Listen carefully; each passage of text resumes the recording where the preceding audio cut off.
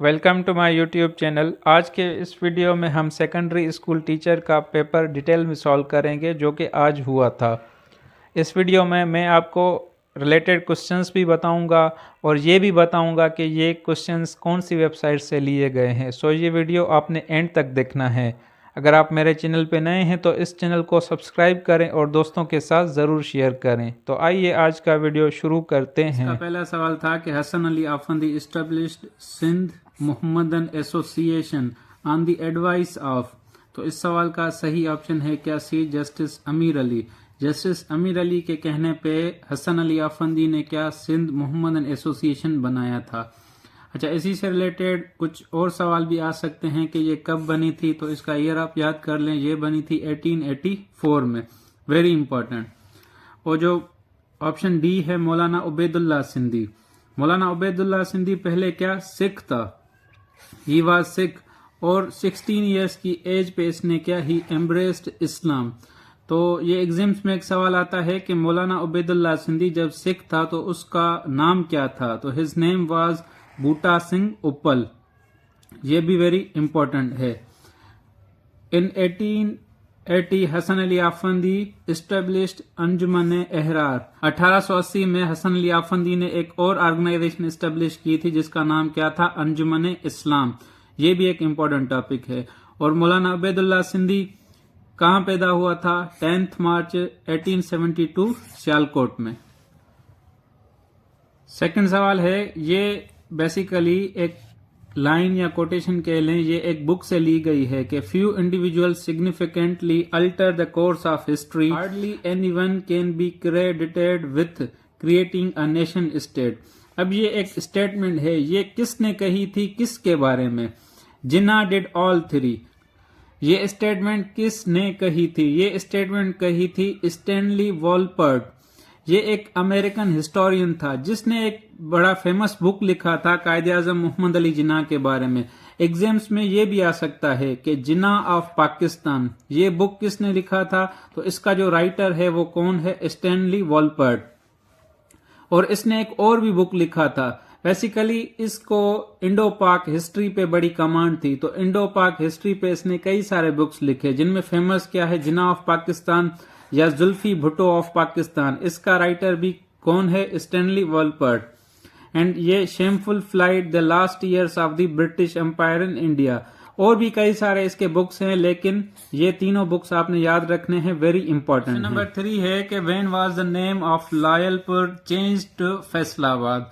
अब ये इस तरह का भी सवाल आता है कि what was the old name of Faisalabad. तो फैसलाबाद का जो पुराना नाम था वो था लायलपुर। अब इस सवाल में क्या वो तारीख, वो डेट पूछ रहा है कि किस डेट पे लायलपुर का नाम चेंज हुआ फैसलाबाद। तो इस सवाल का सही ऑप्शन है क्या, सितंबर 1, 1977।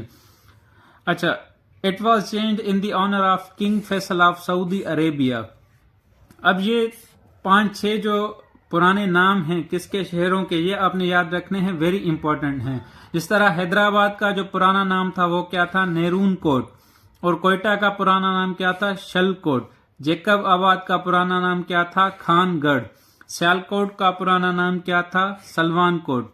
और अटक का पुराना नाम कैम्बलपुर। एंड साइवल का मोंटगोमेरी। ये वेरी इंपॉर्टेंट है, आपने जरूर भी याद रखने हैं। क्वेश्चन नंबर 4 है कि which of the following air company was the first to operate in Pakistan. तो इस सवाल का सही ऑप्शन है क्या, B, Orient Airways. Orient Airways was the first air company to operate in Pakistan. अच्छा, ये एस्टेब्लिश हुई थी 1946 में, पाकिस्तान बनने से पहले। लेकिन पाकिस्तान बनने के बाद इसने जो अपने ऑपरेशन है वो किसमें, पाकिस्तान में कंटिन्यू रखे। ये एक PIA stand for Pakistan international airline. ये भी इंपॉर्टेंट है, आपने याद रखना है। क्वेश्चन नंबर 5 है, वजीर खान मॉस्क या वजीर खान मस्जिद is located in which city. तो इस सवाल का सही ऑप्शन है क्या, बी, लाहौर। वजीर खान मस्जिद कहाँ पे है, लाहौर में है। इसी से रिलेटेड ये 2 और जगह हैं जो आपने याद रखनी है। मोहब्बत खान मस्जिद ये कहाँ पे है, पेशावर में। नूर महल ये कहाँ पे है, बहावलपुर में। एक और सवाल आता है बाला हिसार फोर्ट, ये कहाँ पे है? ये है पेशावर में।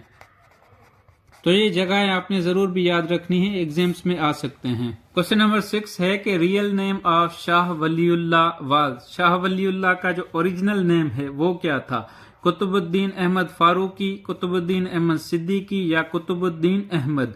तो शाह वलीउल्लाह का जो रियल नाम था वो क्या था? कुतुबुद्दीन अहमद, फारूकी भी नहीं, सिद्दीकी भी नहीं। तो कुतुबुद्दीन अहमद बिन अब्दुल रहीम। अच्छा, शाह वलीउल्लाह से इंपॉर्टेंट उसके वो कब पैदा हुआ और उसकी डेथ कब हुई?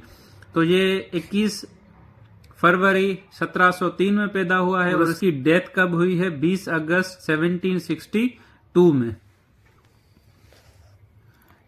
क्वेश्चन नंबर 7 है कि इन विच ईयर मौलवी Tamizuddin speaker of national assembly. अच्छा, ये याद रख लें कि मौलवी तमीजुद्दीन एक पर्सनालिटी है जो क्या था? स्पीकर था किसका? नेशनल असेंबली का।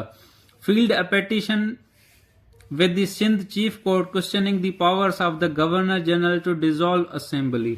अब इस सवाल का मकसद क्या है कि जब गवर्नर जनरल ने पाकिस्तान की पहली असेंबली डिसॉल्व की तो उसके अगेंस्ट मौलवी तमीजुद्दीन ने क्या किया? सिंध हाई कोर्ट में एक पिटीशन दाखिल की। तो वो कब, किस डेट पे की? तो इस सवाल का सही ऑप्शन क्या है? 7 नवंबर 1954। अच्छा, ये डेट में मैंने 2-3 जगह देखी, कहीं पे 17 नवंबर आ रहा है, कहीं पे 7 नवंबर आ रहा है और कहीं पे 8 नवंबर।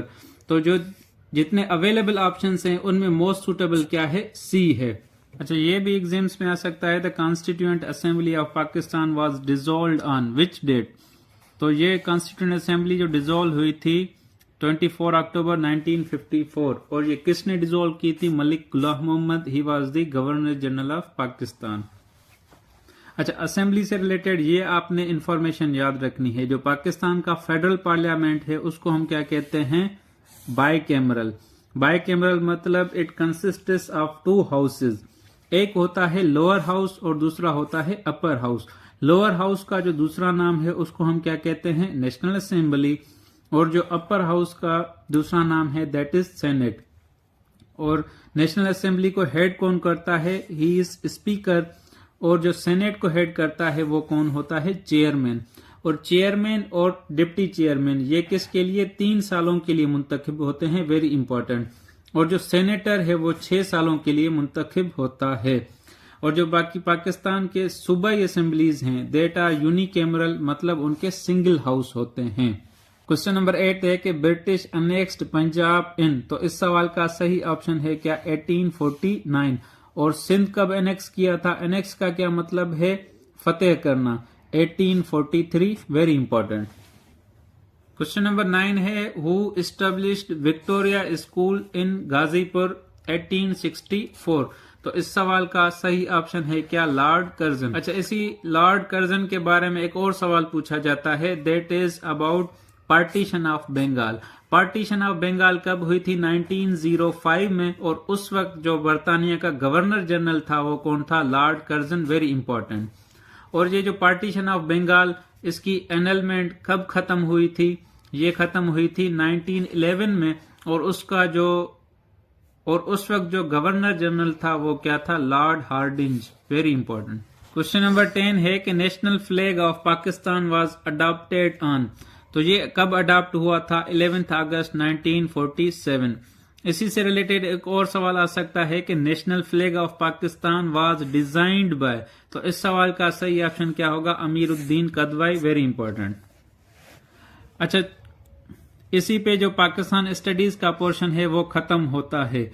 ये जितने भी सवाल थे ये मोस्टली कहां से? पाक एमसीक्यूज से लिए गए हैं। तो आपने पाक एमसीक्यूज अगर आप पढ़ते हैं पाकिस्तान स्टडीज का पोर्शन तो एसएसटी का पाकिस्तान स्टडीज वाला पोर्शन आपका इजीली हो जाएगा। क्वेश्चन नंबर 11 से अंग्रेजी शुरू होती है, which word is spelled wrongly?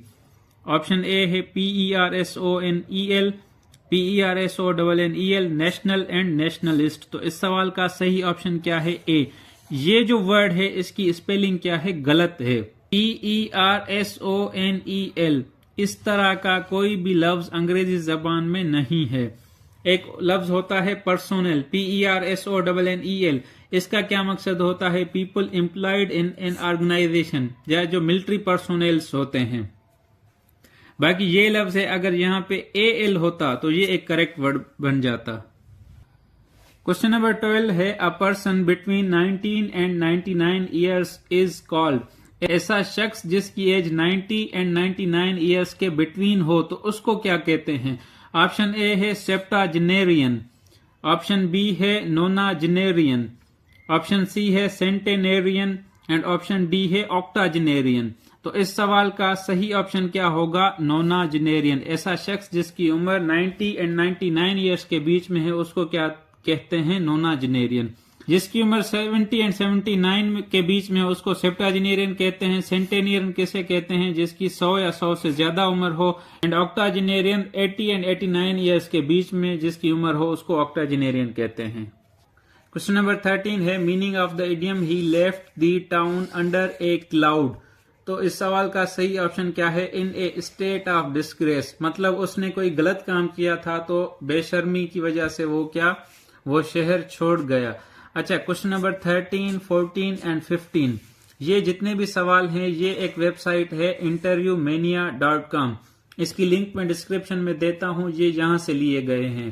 Question number 14 है, she tried to slip off but was caught immediately. अब ये जो लफ्ज है स्लिप ऑफ, इसकी मीनिंग क्या है? तो उसका सही ऑप्शन है क्या? Leave quietly. Question number 15, one word substitution है कि person who pass through this gate without permission will be prosecuted.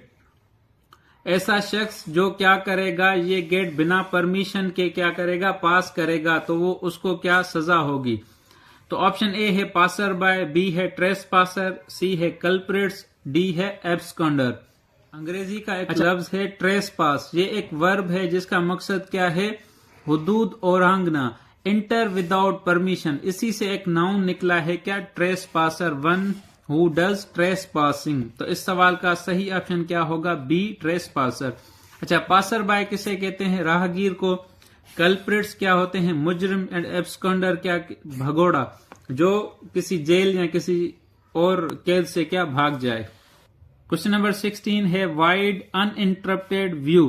तो वाइड एंड अनइंटरप्टेड व्यू को क्या कहते हैं? पेनोरामा। ये क्वेश्चन नंबर 16 भी इसी interviewmania.com से सवाल लिया गया है। क्वेश्चन नंबर 17 है, synonym of gratify is. Gratify एक वर्ब है जिसकी दो मीनिंग्स हैं, प्लीज या सेटिस्फाई करना। तो ऑप्शन ए इसका क्या होगा? Satisfy. Synonym of gratify is satisfy. Question number 18 है कि antonym of gaudy, GAUDY is bright, agreeable, severe या ड्रेब।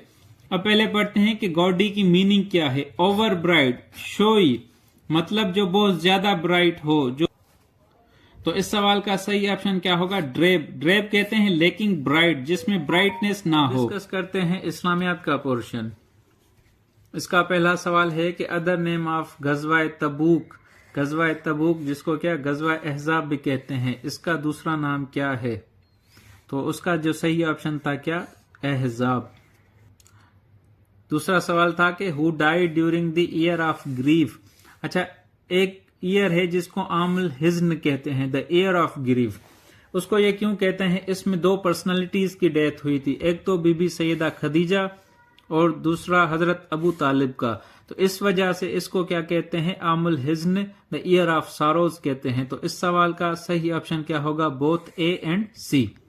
द ओनली सहाबी विदाउट सीइंग होली प्रॉफिट। तो इसका सही ऑप्शन क्या है? हजरत अवैस करनी। अच्छा, first mask of Islam was built in. तो ये कब बनी थी? फर्स्ट हिजरी, और उसका नाम क्या है? मस्जिद कुबा। Very important. How many times the word Muhammad, ये जो लफ्ज मोहम्मद है ये कुरान बार में कितनी दफा इसका जिक्र है? तो इसका सही ऑप्शन क्या है? 4। और जो लफ्ज अहमद है ये कितनी बार? एक दफा इसका मेंशन है। दूसरा सवाल है कि व्हाट इज रिसाइटेड ड्यूरिंग हज ऑन वे टू मिना। तो क्या पढ़ते हैं? कलमाए तौहीद। ड्यूरिंग हज टचिंग ऑफ हजर अस्वद इज कॉल्ड। तो इसको हम क्या कहते हैं? इस्तिलाम। मुसलमानों का जो पहला किबला था वो क्या था? मस्जिद अक्सा। तो मस्जिद अक्सा से मस्जिद अल हराम की तरफ चेंज ऑफ किबला ये कब हुआ था? ये हुआ था 2nd हिजरी में। अच्छा, और सवाल है कि who killed prophet's uncle Hamza bin Abdul Muttalib? आप सल्लल्लाहु अलैहि वसल्लम के चचा हजरत हमजा बिन अब्दुल मुत्तलिब को किसने कत्ल किया था, शहीद किया था? तो ये था वहशी बिन हर्ब। लास्ट सवाल है कि बैटल ऑफ ट्रेंच गजवा खंदक ये किस हिजरी में लड़ी गई थी? तो इसका सही ऑप्शन है क्या? 5th हिजरी। इस्लामियात के भी जो मोस्टली एमसीक्यूज है वो कहाँ से लिए गए हैं? पाक एमसीक्यूज से। तो अगर आप पाक एमसीक्यूज वेबसाइट पढ़ें उसमें से आपका इस्लामियात और पाकिस्तान स्टडी का जो पोर्शन है वो इजीली हो सकता है। So this is the end of video. Thank you.